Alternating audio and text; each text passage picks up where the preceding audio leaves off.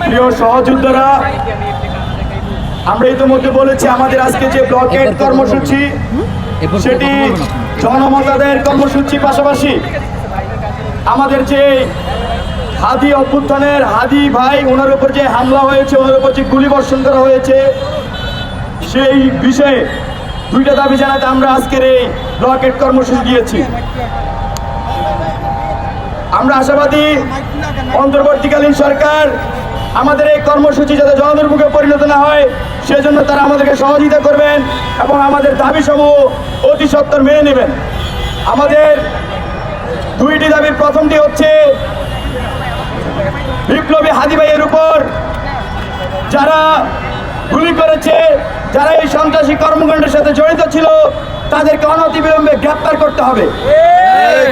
আমাদের দ্বিতীয় দাবিটি হচ্ছে এই অন্তর্বর্তীকালীন সরকারের স্বরাষ্ট্র উপদেষ্টা, যিনি ইতিমধ্যে এই দেশকে স্থিতিশীল করতে, দেশের নিরাপত্তা নিশ্চিত করতে ব্যর্থ হয়েছেন, তাকে অনতিবিলম্বে পদত্যাগ করতে হবে।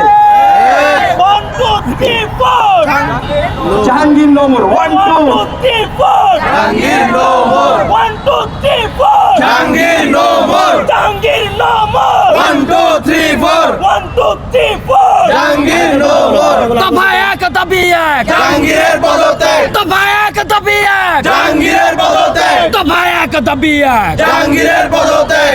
আমরা দেশবাসীকে, ছাত্র জনতাকে আহ্বান করছি আমাদের ব্লকেট কর্মসূচিতে এসে যোগদান করুন এবং বাংলাদেশের নিরাপত্তা নিশ্চিতে আপনার সদয় ভূমিকা পালন করুন। ধন্যবাদ। আমাদের ব্লকেট কর্মসূচি চলমান থাকবে। আমাদের যারা শিক্ষার্থী বন্ধুরা উপস্থিত হয়েছেন তারা রাস্তাগুলো ব্লকেট করেন, সুশৃঙ্খলভাবে শান্তিপূর্ণভাবে আমরা আমাদের গণতান্ত্রিক আন্দোলন চালিয়ে যাব। ধন্যবাদ।